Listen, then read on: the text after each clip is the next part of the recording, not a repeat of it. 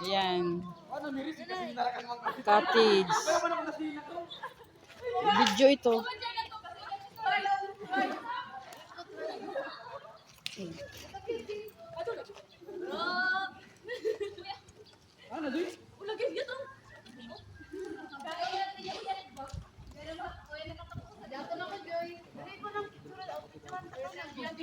Ah?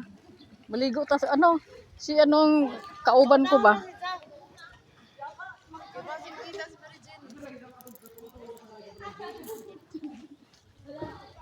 Gusto ko nga maligo kasi di na ako nakaligo ng sa dagat.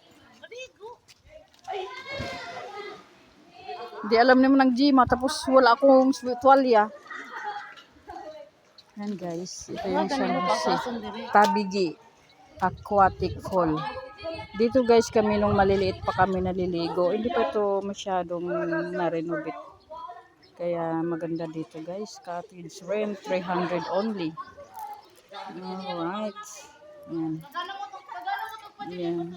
There's a lot of people here swimming. Especially teenage student, teenager.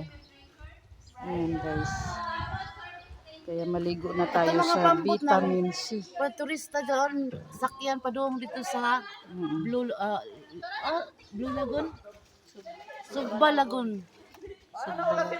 Kuan dyan sila sa resort. Kato sila mga. Naku, ang ganda pala dito. Oh. Kahit sa gabi may ano dito. Oh, may mga suga. Ayan guys, napakaganda dito. Napaka-nice. Kaya mag-birthday, ready.